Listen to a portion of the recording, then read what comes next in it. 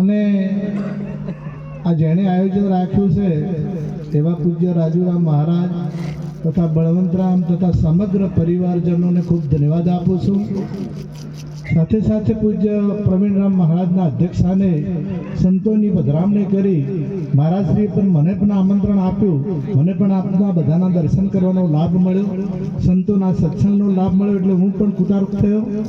સાથે સાથે પૂજ્ય શ્રી કડવારામ મહારાજ અરણીવાડા નિવાસી, પૂજ્ય મહેન્દ્રરામ મહારાજ, પૂજ્ય ગિરિબાપુ તથા અહીં અમારે પૂજ્ય ગિરધારી મહારાજ તથા પૂજ્ય હર્ષદરામ મહારાજ તથા મહેશરામ મહારાજ, મધુબા મહારાજ તથા વ્યાસપીઠને દીપાવનાર તમામ સંતગણ, તમામ પ્રેમી સજ્જનો, વિશેષ મહાપુરુષો જે આપણને દિશા બતાવતા હોય એ દિશા એ ચાલવાથી જ જે પ્રાપ્ત કરવું હોય એ થાય।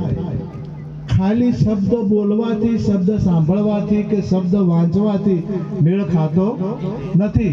અને આત્મજ્ઞાનની જ મહાપુરુષો બધા વાત કરે છે, અને આત્મજ્ઞાન મેળવવું એ સહેલું તો નથી, હાવ સહેલું નથી। એના માટે જિજ્ઞાસા ઉત્તમ પ્રગટ કરવી પડે, અને જિજ્ઞાસા સિવાય એ આત્મજ્ઞાન મળતું।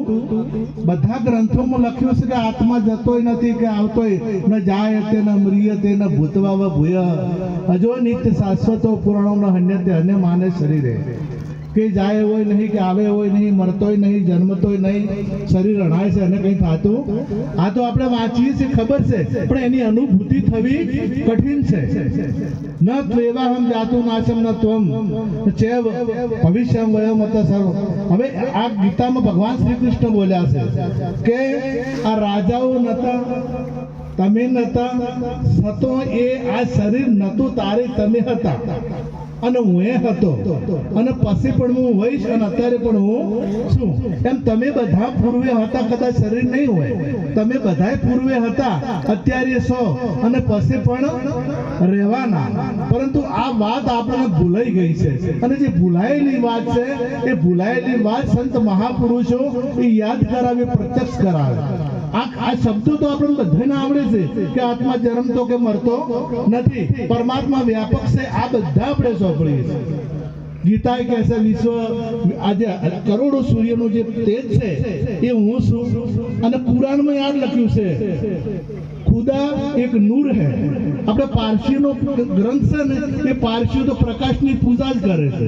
રામાયણમાં લખ્યું કે પરમ પ્રકાશ। આ બધાને જે આત્માની જ વાત કરી, બીજા શેની વાત કરી નથી। અને એને જોડવા માટે જિજ્ઞાસા કેવી હોવી જોઈએ, એક વાત કરું ટૂંકી। અરિષ્ટનેમી રાજા થઈ ગયા, અને અરિષ્ટનેમી તપ કર્યું એટલે ઇન્દ્રએ દેવો, ગાંધર્વો અને કિન્નરોને વિમાન લઈને લેવા મોકલ્યા કે જો હવે સ્વર્ગને અધિકારી થયા છે। અરિષ્ટનેમી સ્વર્ગને અધિકારી થયા છે, એટલે સ્વર્ગમાં એ રહેવા લાયક છે, તો જો લઈ આવો। દેવો, ગાંધર્વો અને કિન્નરો વિમાન લઈ અને અરિષ્ટનેમીને લેવા આવ્યા।